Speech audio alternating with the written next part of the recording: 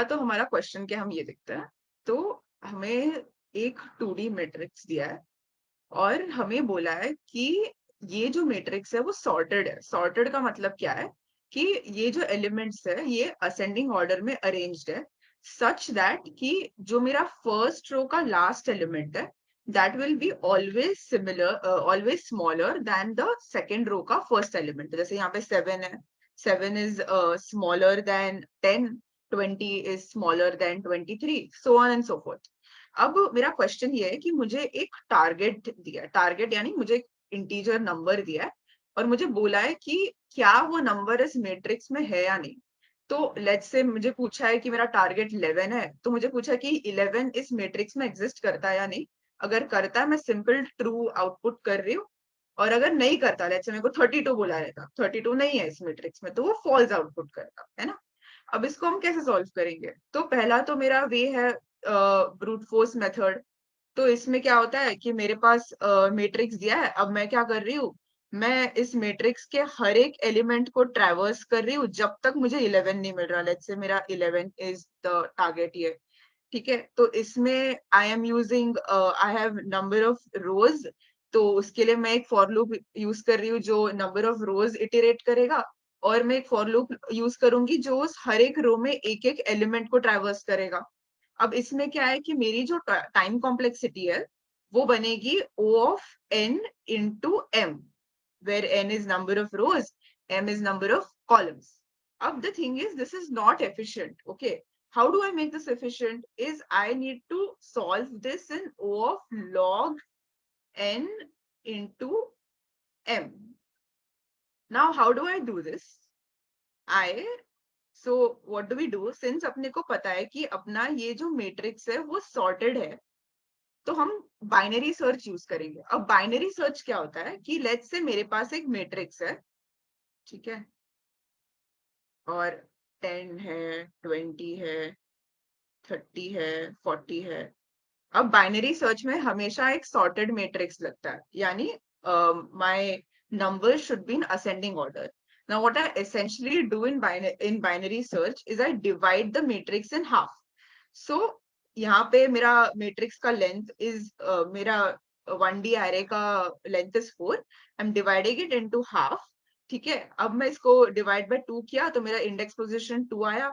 मैं चेक कर रही हूँ कि जो मेरा टारगेट, लेट्स से मेरा टारगेट है 20, मुझे इस एरे में मुझे 20 ढूंढना है, ठीक है। अब मैं क्या बोल रही हूँ, इज 30, मेरा मिड एलिमेंट मेरे को 30 मिला, मैं बोल रही हूँ इज 30 इक्वल टू 20, नहीं है। मेरा 20 जो है वो लेस देन 30 है। तो इसका मतलब my target should be existing before this element. So what I am doing is I am reducing the search space to only this much of the array. तो मेरा जो हाफ, तो मेरा जो 4 एलिमेंट्स का एरे था, मैंने ये ढूंढ लिया कि अच्छा मेरा मेरा मैंने डिवाइड कर दिया, मैंने ये देख लिया कि मेरा जो टारगेट है वो इस साइड तो नहीं आएगा, क्योंकि इस साइड मेरा टारगेट से बड़े नंबर्स है। मुझे चाहिए मेरे टारगेट से, टारगेट मेरे को मेरा टारगेट इक्वल करना है ना। तो मैं सिर्फ ये वाला साइड चेक करूंगी। तो मैंने क्या कर दिया, मैंने जो मेरा पूरा एरे था उसको हाफ में डिवाइड कर दिया। अब मुझे सिर्फ ये 2 एलिमेंट्स चेक करने हैं। अब मेरा जो लेंथ है वो 2 हो गया। अब मैं 2 डिवाइडेड बाय 2 करूंगी मिड ढूंढने को, विच इज 1। अब अगर तुम्हें इंडेक्सिंग जो होती है वो 0 से शुरू होती है, तो ये मेरा 0 हो गया, ये मेरा 1 हो गया। तो अब मेरा मिड जो है वो 20 पे पॉइंट करेगा। अब 20 इज इक्वल टू 20 जो मेरे को ढूंढना था, एंड हेंस मेरे को मेरा नंबर मिल गया बाइनरी सर्च से। तो बाइनरी सर्च से क्या हुआ, मैंने इसको इजीली इस नंबर को ढूंढ लिया without traversing every element and checking. अब लेट्स से अभी तो सिर्फ 4 एलिमेंट्स का एरे था, अगर मेरे 1000 एलिमेंट्स होते और मुझे अगर ढूंढना होता एक कोई तो एलिमेंट जो 250 पोजीशन पे है, 250th पोजीशन पे है, तो अगर मैं एक एक करके ट्रैवर्स करती तो मेरे को 250 इटरेशंस के बाद जाके वो मिलता है ना। बट इसमें क्या हो रहा है, बाइनरी सर्च में मैं 1000 का एरे है, मैं 1000 को पहले 500 में रिड्यूस कर रही हूँ और 500 को मैं अगेन 250 में रिड्यूस कर रही हूँ। तो मेरे 3 इटरेशन में मुझे मेरा नंबर मिल रहा है ना। तो हम इस क्वेश्चन में क्या करेंगे, हमें पता है कि ये पूरा 2D मैट्रिक्स सॉर्टेड है। तो हम पहले सिर्फ इतने इसमें बाइनरी सर्च लगाएंगे और हम ये ढूंढने की कोशिश करेंगे। अब मेरा लेट्स से टारगेट है 11, ठीक है। अब मैं पहले ये ढूंढने की कोशिश करूंगी कि किस किस रो में 11 आ सकता है। ये मुझे कैसे मिलेगा? मैं ये चेक करूंगी कि क्या 11 7 से ज्यादा है और क्या 11 20 से कम है। तो 20 से कम है, इसका मतलब मेरा जो 11 है वो इस रो में आना चाहिए, है ना। क्योंकि 7 से ज्यादा है मतलब 7 के बाद वाले एलिमेंट्स ही इसके लिए एलिजिबल हो सकते हैं। अब मैं 20 और 60 में चेक कर रही हूँ, मुझे इतना पता चल गया कि 11 जो है वो 20 से कम है।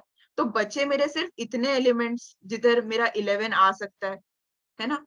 तो ये मैं ढूंढूंगी कैसे? तो पहले मैं क्या करूंगी, मैं 7 20 और 60 के बीच में बाइनरी सर्च लगाऊंगी, जिसमें मैं ये ढूंढूंगी कि मेरे को ऐसा एक नंबर चाहिए जो 11 से ग्रेटर देन इक्वल टू हो।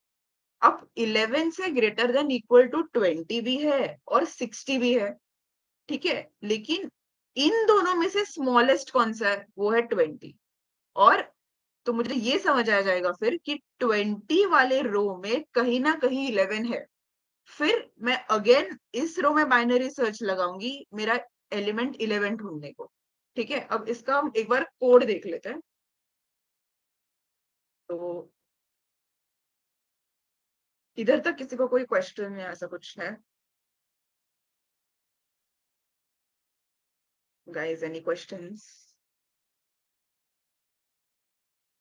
इसके लिए एरेस सॉर्टेड होना चाहिए पहले से, right? Right right. Okay. Okay. So इसमें हम क्या कर रहे हैं, हम जो ये पहले वाइल लूप में है ना, हम ये पहले वाइल लूप में 7 20 और 60 को बाइनरी सर्च कर रहे हैं, ठीक है। अब हम क्या कर रहे हैं कि ये पहले तो ये मैट्रिक्स मिड डॉट बैक क्या होता है कि इस रो का, अभी सपोज मुझे ये रो मिल गया, मुझे सपोज मेरे फर्स्ट इटरेशन में मुझे ये रो मिल गया। तो मैं बोल रही हूँ कि ये रो का जो लास्ट एलिमेंट है वो मुझे मेरे डॉट बैक फंक्शन से मिलेगा। वो is it more than equal to target? If it is more than equal to target we reduce the search space by writing right is equal to mid minus 1, ठीक है। और फिर मैं वापस check करूंगी कि अच्छा मेरे को 20 मिला, अब 7 जो है मेरा वो 11 से कम है या नहीं। अगर वो कम है इसका मतलब इसी रो में है, ठीक है। अगर वो ज्यादा है तो मतलब फर्स्ट रो में है। तो ये क्या होगा, जैसे ही मेरा ये ब्रेक कैसे होगा, ये ब्रेक ऐसे होगा कि मेरा जो लेफ्ट है वो मेरा राइट से ज्यादा हो जाएगा। तो फिर जब मेरा लेफ्ट वेरिएबल जब मेरा राइट से ज्यादा हो जाएगा तब मेरा मिड है वो ब्रेक हो जाएगा ऑटोमेटिकली, क्यों नेगेटिव में जाएगा, है ना। तो मैं इस वाइल लूप से ये चेक कर रही हूँ कि 7 20 और 60 में मेरा जो एलिमेंट है वो किस रो में आएगा। और फिर आगे जाके मैं सेकंड वाइल लूप से ये चेक कर रही हूँ कि मेरा 11 अब इस रो में कहाँ है। तो मैं उसके लिए दूसरा बाइनरी, तो मेरे को वापस से बाइनरी सर्च लगाना पड़ेगा। तो मैं इस रो को वापस से बाइनरी सर्च करने के लिए सिमिलरली इसी ऊपर के वाइल लूप की तरह नीचे का वाइल लूप लगा रही हूँ जो 11 मेरे को ढूंढ के निकालेगा। तो इसका जो टाइम कॉम्प्लेक्सिटी होगा that will B log of n into m, and that's how you will solve the question. Any questions? Do you want a dry run sort of a thing? This was Okay. like new way हम हमेशा 1D array पे बाकी we have did our turn हमने 2D matrix पे किया, so it's a different kind. Because usually हम ऐसे देखते नहीं है 2D matrix में binary search. पूछ लो. कुछ होगा तो पूछो guys. Okay, so I think we'll move on to the next question. So now let's see binary exponential. Okay, great. So अब what is binary exponentiation is कि अब let's say जो मेरा क्वेश्चन है, पहले तो हम क्वेश्चन देख लेते हैं। मेरे को क्या करना है, मेरे को सिंपल, मेरा क्वेश्चन है कि मेरे को a raised to n दिया है और मेरे को उसका आंसर ढूंढना है, ठीक है। मेरे को पावर फंक्शन x, अभी पावर फंक्शन नहीं यूज कर सकते because it's a built in function, we have to implement it, ठीक है। So I am given a raised to n and I have to find the answer. How do I do it in the most efficient way possible is what we are going to see today. Okay. So the traditional way of doing this is I'm given a raised to n. I run a for loop for n times and I multiply my result with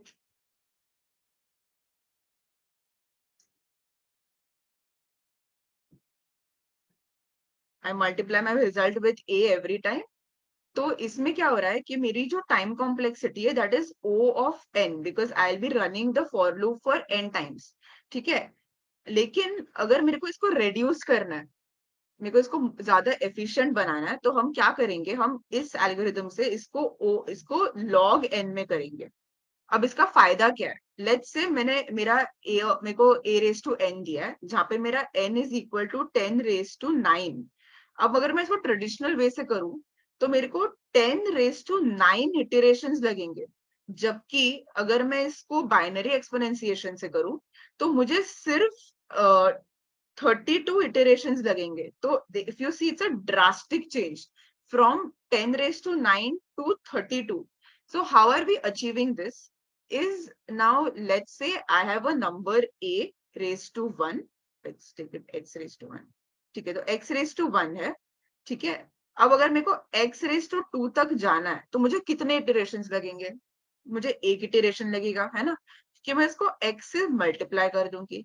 अब मुझे अगर x raise to 2 से x raise to 4 जाना है तो मैं इसको वापस स्क्वायर कर दूंगी, तो मुझे वापस सिर्फ एक इटरेशन लगा, है ना.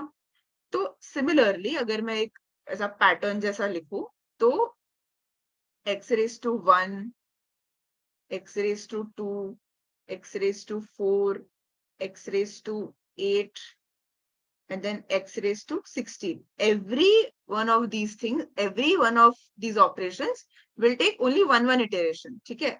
And if you see there's there's a pattern here is key 1, 2, 4, 8, 6. What are these? These are powers of 2. Okay? Now, let's say कि मेरे को एक number दिया है. Let's say x raised to 7.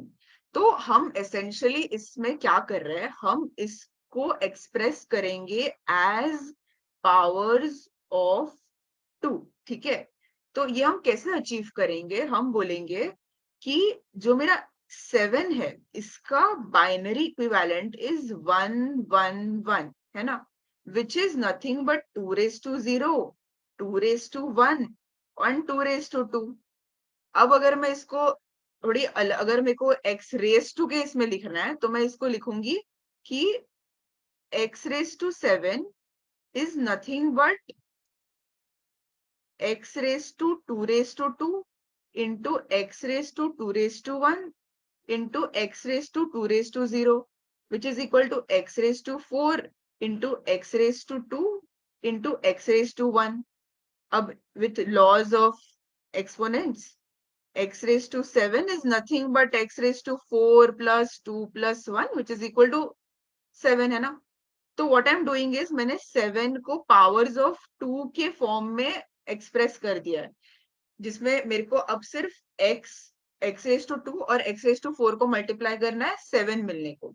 ठीक है, अब हम कैसे इसको सॉल्व करेंगे, हम क्या करेंगे, हम पहले तो हम इसका टाइम कॉम्प्लेक्सिटी कैसे कैलकुलेट कर रहे हैं, तो हम क्या कर रहे हैं, हम जो बोल रहे हैं कि इस एक्सप्रेशन में लार्जेस्ट 2 का पावर हम कौन सा यूज कर रहे हैं. ठीक है, अब इधर तो 4 है, तो लेट्स कंसिडर i है, कोई भी एक सम में मेरा largest power that I am using of 2 in that sum is i. तो मेरा 2 raise to i will always be less than मेरा n, जो कि यहाँ पे 7 था. क्यों? क्योंकि मैंने जो x रेज टू 7 है उसको मैंने स्प्लिट कर दिया है. तो जब मैं स्प्लिट करूंगी तो बट ऑफ कोर्स जो भी मेरा लार्जेस्ट भी 2 का पावर होगा वो मेरा मेन क्वेश्चन से तो कम ही होगा ना. तो x रेज टू 7 से मेरा x रेज टू 4 तो कम ही रहेगा, है ना. Sorry. So मेरा x raised to 7 will be always less than x raised to 4 in this example. So if I generalize it, my 2 raised to I will always be less than n. Now taking log on both sides, I get log of 2 raised to I is less than equal to log of n, which is nothing but I is equal to log of n to the base 2. तो इस तरह हम लोग को इसकी time complexity तो मिल गई कि ये log of n में कंप्यूट हो रहा है, बट इसको हम कोड कैसे करेंगे? तो हम क्या बोल रहे हैं कि जैसे अब मैंने x raise to for example 5 लिया, तो मेरा 5 बाइनरी इक्विवेलेंट में होता है 1 0 1, ठीक है। अब यहाँ पे मैं क्या कर रही हूँ, मैं बोल रही हूँ कि अगर मेरा जो बिट है वो अगर 1 है, तो मैं रिजल्ट में x को मल्टीप्लाई करूंगी, ठीक है। तो अब जैसे मेरा यहाँ पे रिजल्ट है, मैं बोलूंगी कि अगर यहाँ पे 1 है, मैं x को मल्टीप्लाई कर रही हूँ, ठीक है। अब यहाँ पे 0 है, तो मैं इसको रिजल्ट में नहीं मल्टीप्लाई करूंगी, मैं बस x को स्क्वायर करके रखूंगी, मैं इसको मल्टीप्लाई नहीं करूंगी क्योंकि यहाँ पे 0 है। मुझे क्या चाहिए, मुझे 5 के लिए सिर्फ x रेज टू 1 लगेगा इंटू x रेज टू 4 लगेगा, मुझे x रेज टू 2 लगेगा ही नहीं क्योंकि यहाँ पे मेरा बिट 0 है, ठीक है। तो मैं ये स्किप कर दूंगी। अब मैं क्या करूंगी, मैं करूंगी x रेज टू 2 को वापस से मैं स्क्वायर कर दूंगी, now this becomes x raise to 4। अब मेरा क्योंकि मेरा बिट 1 है, I multiply x into x raise to 4। Now this becomes x raise to 1 plus 4 which is nothing but x raise to 5, ठीक है। Let's take one more example so that we are clear on this. So let's say I have x raised to 7. 7 का binary equivalent is 1 1 1, ठीक है। My result will now be equal to, यहाँ पे पहले इस पे 1 है, so we multiply 1, then we square x. Is square of x needed? Yes, it is needed because we have 1 here. So we multiply x of square. Now we again square this. This becomes x of 4. ठीक है। अब यहाँ पे 1 है, तो is x of 4 needed? Yes, क्योंकि यहाँ पे 1 है, तो we multiply x raised to 4. तो क्या हो गया मेरा हो गया x1 plus 2 plus 4, which is nothing but x raised to 7. अब हम इसको कोड में कैसे कर रहे हैं? हम So if you see यहाँ पे जो and है, this is truth table and, तो what will this do? This will give you 1 जब तेरा last bit will be 1, जब whatever bit you are checking, if it is 1, and if we use our and operator, it with 1 it will, if your last bit is 1, it will return 1 and will multiply res with x. And this is right shift. What will right shift do? कि जब मैंने से 7 है, ठीक है, let me clear this. तो अब 7 मैंने लिया, 7 का 1 1 1 होता है, ठीक है। तो मेरा राइट शिफ्ट ऑपरेटर क्या करेगा कि मैंने जब ये 1 चेक कर लिया, ये इसको इरेज कर देगा और ये नेक्स्ट 1 पे मूव हो जाएगा। फिर वापस ये चेक होगा कि ये 1 है या नहीं, अगर है तो मल्टीप्लाई होगा और उसके बाद वापस राइट शिफ्ट हो जाएगा ये, तो ये इरेज हो जाएगा और हम नेक्स्ट बिट पे जाएंगे। और ऐसे करते करते we'll iterate throughout the binary equivalent of the number and find out the exponent. Any questions on this?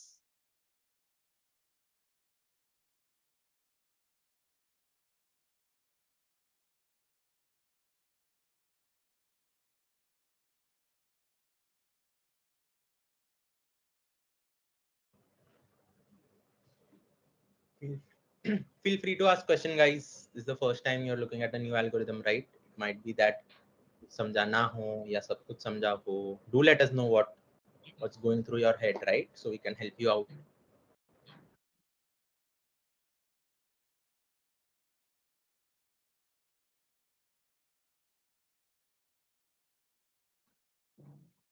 Guys, पूछो, feel free to ask. एक बार रिपीट कर सकते हो क्या वो एंड में जो बोला? क्या, कहाँ से रिपीट करना बोलो? Okay, so because I left the call for a few seconds, so I don't know what happened. So इसके लिए कहाँ से रिपीट करो, sorry? no, I left the call, so वो मतलब आप कुछ तो एक्सप्लेन कर रहे थे. I don't know what you explained, right? Because I left the call, so इसके लिए Okay. So do you want me to explain like the entire last question? Yeah. If you can. Okay, so I'll go through it once again. So see, let's say you have a raised to n, okay? And so what is the traditional way of doing this is I use a for loop which I run for n times. ठीक है? तो मेरा जो इसमें time complexity that is O of n. अब मैं क्या बोल रही हूँ कि मुझे इसको O of log n में करना है. और इसका फायदा क्या है कि अब जैसे मेरा a raised to n है जहाँ पे मेरा n is 10 raised to 9, ठीक है? तो this will take me 10 raised to 9 iterations. But if I use binary exponentiation, what will happen is this will only take me 32 iterations क्योंकि log of 10 raised to 9 हो जाएगा. But ये करते कैसे? तो इसमें क्या होता है कि let's say मेरा x raised to 1 है. अब मेरे को अगर x raised to 1 से x raised to 2 जाना है, इसको एक इटरेशन लगेगा, है ना? क्योंकि मैं x को x से मल्टीप्लाई कर दूंगी. अब मुझे x स्क्वायर से अगर x रेज टू 4 पे जाना है तो आई अगेन स्क्वायर दिस, तो मुझे एक ही इटरेशन लगा वापस. अब अगर मैं इसका एक पैटर्न जैसा फॉर्म करूं तो क्या बनेगा? This will be x raise to 1, x raise to 2, x raise to 4, x raise to 8 and so on. So every move will take one iteration. And if you see there's something common is कि सारे 2 के powers है ना?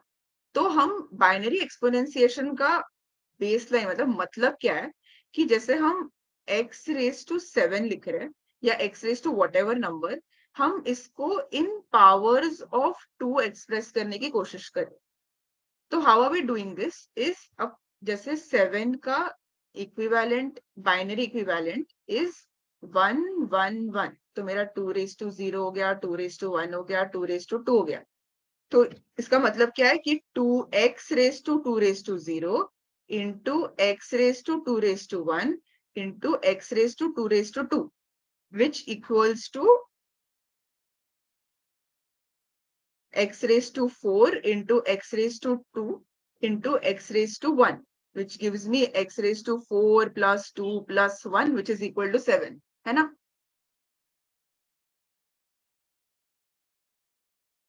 तो what are we doing is, तो मैं बोल रही हूँ कि जो भी मेरा अब जैसे 2 of I मैंने इसको जनरलाइज कर दिया, जहाँ पे I जो है वो जो भी मेरा लार्जेस्ट पावर ऑफ 2 है जो मैं यूज करूंगी. अब जैसे इसमें x रेज टू 4 था, मेरा लार्जेस्ट पावर था जो मैंने इसमें यूज किया. तो ये जो है ये हमेशा मेरे n से तो कम ही रहेगा, क्योंकि मैं जो मेरा जैसे x रेज टू 7 था मैंने इसको स्प्लिट कर दिया ना, तो x रेज टू 4 अभी हमेशा x रेज टू 7 से तो कम ही रहेगा, यानी मेरा 4 7 से तो कम ही रहेगा ना. तो किसी भी गिवन इसके लिए मेरा 2 raise to I will always be less than equal to n. तो अब if I take log on both sides, this becomes log 2 raised to I is less than equal to log n. है ना? So this becomes I is equal to log of n to the base 2. तो ये मुझे मेरा time complexity मिल गया. अब how do I achieve this in code is I basically जैसे भी 7 है तो 7 को I write it in binary exponentiation, in binary equivalent as 1 1 1. I check whether the bit is 1. If the bit is 1, I multiply x to it. So जैसे अभी शुरू में my res will be 1. Okay. Now what I do is, since my bit is 1, I multiply x to this. So this res becomes x. Now I'll square x. तो x मेरा square हो गया. अब मैं बोलूंगी कि क्या मुझे x square की जरूरत है. For that I'll check my next bit. If my next bit is 1, I'll multiply x square to this. अब मैं x square को वापस square कर दूंगी तो ये बन जाएगा x raised to 4. अब क्या मुझे x raised to 4 चाहिए, इसके लिए I'll check the third bit. If the third bit is 1, I again multiply x raised to 4. Now this becomes x raised to 1 plus 2 plus 4, which is equal to x raised to 7. ठीक है? To give you another example, अगर 1 1 1 ऐसा बहुत confusing लग रहा है, तो अगर मैं 5 लूं तो इसमें 1 0 1 होता है, ठीक है। मेरा रेज पहले शुरू में 1 है, ठीक है। अब मैं क्या बोल रही हूँ, मैं बोल रही हूँ कि मेरा फर्स्ट बिट 1 है, तो मैं इसको x मल्टीप्लाई कर दूंगी, रेस्ट को x से मल्टीप्लाई कर दूंगी। अब मैं x को स्क्वायर कर दूंगी। अब मेरे को x जो स्क्वायर्ड x है, ये मुझे यहाँ पे यूज करना है क्या? नहीं तो नहीं। क्यों? क्योंकि यहाँ पे 0 है, तो मैं वो नहीं यूज करूंगी। I just leave it. I will again square this, I make this 4। अब क्योंकि यहाँ पे 1 है, I multiply this. Now this becomes 4 plus 1, which is x raised to 5, and that's how I get the answer that I need. And if you see मुझे the just code, no, I did not understand. मतलब okay, so the first bit पे 1 है, तो x square हो गया, वो समझा मुझे. Then on 0, you still got x raised to 4. So basically, your whatever you're multiplying with does not increase. It's just what, like, वो एक नहीं समझा मुझे. yeah, you have to keep on squaring x. See, what happens is कि मेरे को for 5 I will need x raised to 1 and x raised to 4. You agree on that? Yeah. ठीक है। सो मैं क्या बोल रही हूँ कि मेरे को ये दोनों को मल्टीप्लाई करना है ना, तो पहले मैं सिर्फ x को मल्टीप्लाई करूंगी। अब मैं x को स्क्वायर करूंगी, बट मेरे को स्क्वायर नहीं चाहिए ना, मेरे को x raised to 4 चाहिए। तो मैं स्क्वायर वाला पार्ट छोड़ दूंगी क्योंकि यहाँ पे 0 है, और मैं इसको एक और बार स्क्वायर करूंगी और वो मल्टीप्लाई करूंगी। Okay, so till the end of the program, your x keeps मतलब square होता रहेगा, just depending on हाँ, यही थोड़ा confusing हो रहा है. Exactly. yeah, you're right, समझा. you're right. Also, the x keeps squaring, and then whatever you're multiplying with does not square depending on if it's a 0 or 1. Like you are So multiplying with yeah, x, I get that.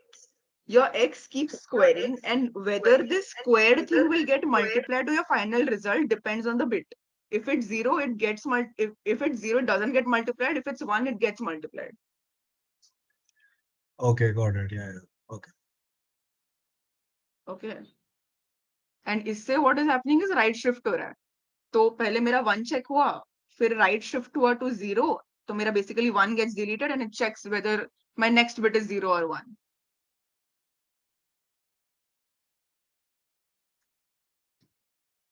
Okay, समझा.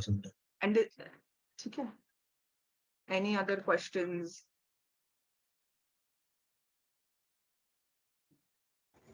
Yes, I have a question. I mean, it's a doubt. So, if the exponential number is negative, so if it is the minimum integer in Java or C++, then if we convert it using the absolute function, then the integer which is converted to absolute is greater. Like it does not fit in the means it is greater than the biggest integer in Java. So how does that work? Like max integer, minimum integer in Java is 2 raised to 30 minus 2 raised to 31, and the maximum is like 1 less than that if we remove the negative sign. Right, but the question has those constraints, right? Ki we can Yeah, use numbers. I tried this question, so it's giving me that error, the edge case. Okay. Okay, I even I'll don't have know to why maybe does read the on that a problem little bit. doesn't come in C++. I think it's come in Java. Okay, even I'll have to read on it. And maybe I'll get back to you. Okay.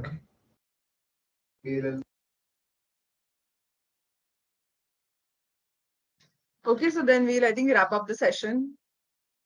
Thank you guys for joining in. Thank Do you, join ma'am. in tomorrow as well, I had of a course. question. For questions. Yeah, go ahead. No, मैंने session के बीच में नहीं पूछा because I didn't want to interrupt all that. I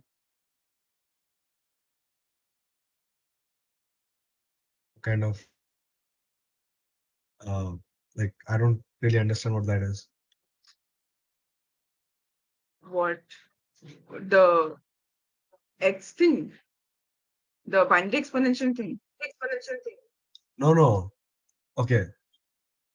I see. I'm a first year and I don't know what time complexity is. Like I know that it's related to um how much time it takes. Yeah, I get that, but Yeah. I don't really know what that is. So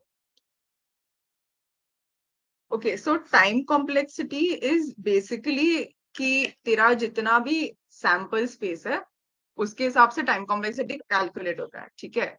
अब for loop में क्या होता है कि मेरा जो for loop है वो n टाइम्स रन हो रहा है ना।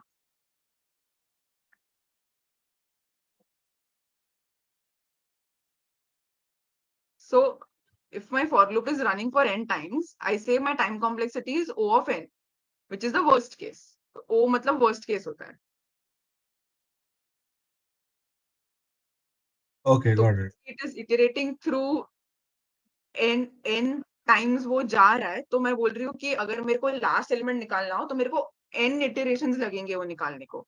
वैसे ही while लूप के लिए log of n होता है। Okay.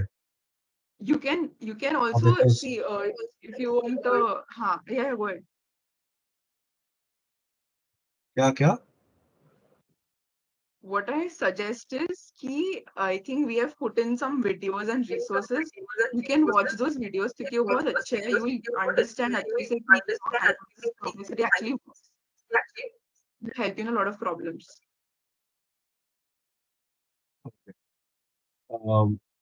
Am I the only one like because मैं बहुत सारे first years देखता हूँ and then I was like I don't know this. Did all other people know this? But ठीक है मैं फिर No, देख लूँगा. you should chill.